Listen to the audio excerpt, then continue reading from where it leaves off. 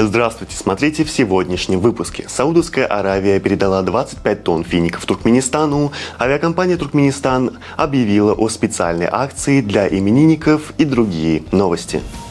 Центр поддержки и гуманитарной помощи имени короля Салмана передал Туркменистану 25 тонн фиников. Церемония передачи состоялась в здании посольства Саудовской Аравии в Ашхабаде. Предоставленные финики в преддверии священного месяца Рамадан будут распределены между мечетями и мусульманскими общинами по всей территории Туркменистана. Сделать свой день рождения ярким и запоминающимся предложила авиакомпания Туркменистан, объявив на своем официальном сайте о проведении специальной акции. Если день рождения пассажира совпадает с датой вылета, то он может воспользоваться специальным предложением при покупке авиабилетов в Куала-Лумпур, Хошимин, Бангкок, Лондон, Франкфурт и Милан. Акция продлится до 25 октября этого года. Пакистан готов предоставить туркменским студентам бюджетные места в вузах по специальностям банковское дело, железнодорожный транспорт, IT, фармацевтическая промышленность и языковое образование.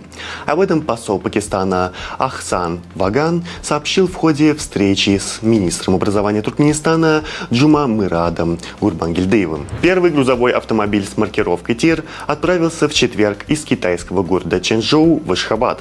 Система ТИР значительно упрощает международные перевозки грузов.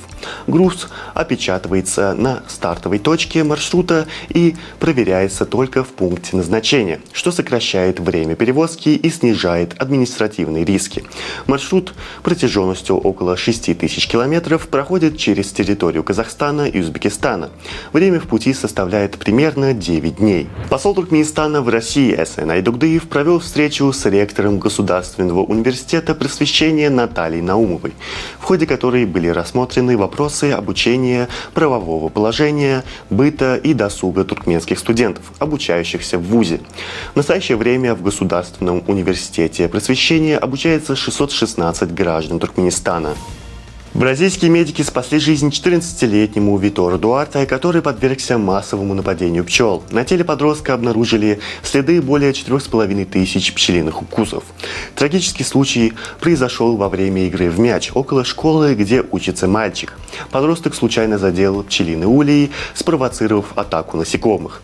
Попытки местных жителей отогнать пчел с помощью огня только усугубили ситуацию. Прибывшие на место происшествия медики обнаружили мальчика, буквально облепленного пчелами.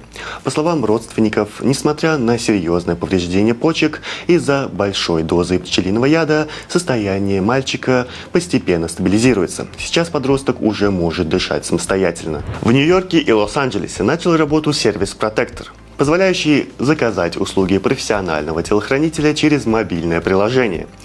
Минимальная стоимость часа работы охранника-водителя составляет $200. Популярность сервиса стремительно выросла благодаря TikTok, где видео с демонстрацией работы приложения собрало более 11 миллионов просмотров.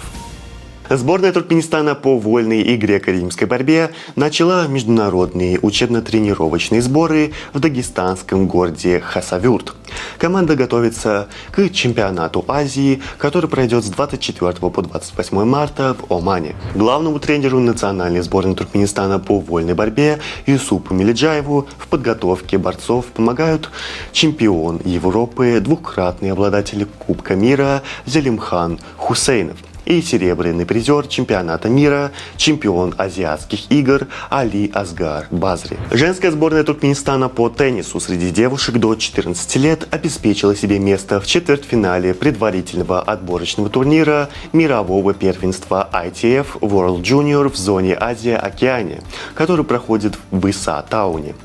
Туркменские спортсменки одержали вторую победу, обыграв команду Океании со счетом 2-1, что позволило им занять первое место в группе С. На сегодня это все. Желаю вам хорошего завершения дня. Увидимся завтра. И не забывайте, что Туркменпортал ваш самый надежный источник новостей.